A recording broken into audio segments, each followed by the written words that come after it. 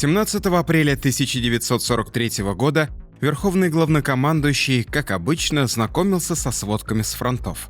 Началось крупное воздушное сражение на Кубани, подводники-североморцы утопили вражеский ледокол, бился Волховский фронт. Среди документов было и письмо от человека, которого Сталин не мог оставить без внимания. Звали его Алексей Алексеевич Игнатьев. В царской России он был полковником, а Временное правительство повысило его до генерал-майора. В его родословной были сплошь генералы и дворяне, Толстые и Апраксины, да и отец нашего героя был киевским генерал-губернатором. Однако сам Алексей Алексеевич волею тяжелой судьбы оказался в СССР.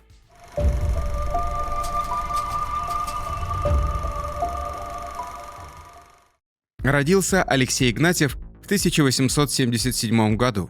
С такими предками путь ему был уготован только на военную службу.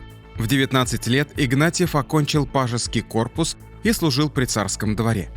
На разгоревшуюся русско-японскую войну в 1904 году Алексей ушел добровольцем. Однако его способности пригодились не на линии фронта, а в тылу.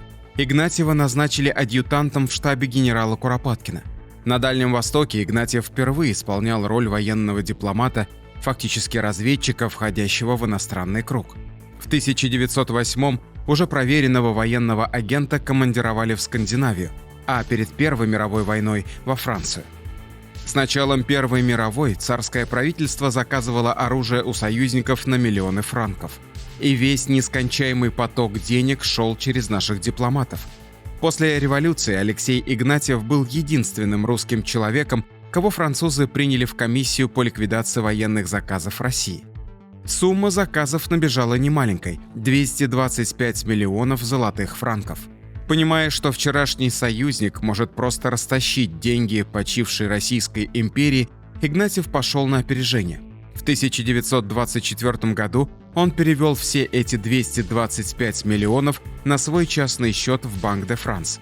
И за те годы, что Алексей Алексеевич находился во Франции, он не потратил с этого счета ни копейки. Игнатьев прекрасно понимал, каким трудом эти деньги заработал русский человек. И если они должны быть кому-то переданы, то только его родине. Пусть к 1924 году она сменила флаг, гимн и государственное устройство. Как говорил его отец, никогда не предавай свой народ и всегда будь верен России. Своей принципиальностью Алексей Алексеевич только плодил врагов вокруг себя. Вчерашние друзья-белоэмигранты отворачивались от Игнатьева, от него отреклись даже родной брат и мать, запретившие ее навещать. Алексею Алексеевичу пришлось жить на остаток сбережений, сдать ювелирные изделия и переселиться за город, где русский граф выращивал грибы на продажу. В 1925 году он наконец-то связался с советскими представителями, у которых взамен 225 миллионов попросил лишь возвращения домой. К слову, в то время 225 миллионов франков примерно равнозначны были нынешним 8 миллиардам долларов. Такую огромную сумму сохранил для СССР Алексей Игнатьев. Его устроили в советское торгпредство в Париже, а в 1937-м граф со своей женой смогли вернуться домой. Алексею Алексеевичу присвоили звание генерал-майора Красной армии.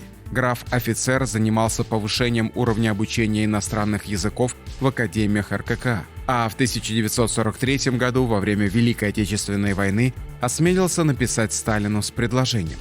Алексей Игнатьев отдал много сил возвращению лучших традиций русской армии. Например, при его деятельном участии в РККА вернулись погоны. В письме Сталину он попросил о возвращении кадетских корпусов, и это при том, что кадеты были врагами советской власти и считались выкормышами царского режима. Сталин согласился с предложением Игнатьева с небольшими корректировками. Училища будут называться суворовскими и не ограничатся одним экспериментальным в Москве, а появятся сразу в 11 городах Советского Союза. Надо сказать, что письмо генерала Игнатьева было смелым шагом для военного времени. Именно благодаря Алексею Алексеевичу суворовские училища почти 80 лет являются незаменимым этапом подготовки будущих защитников Родины. Ставьте лайк, подписывайтесь на канал и оставляйте свои комментарии. До новых встреч!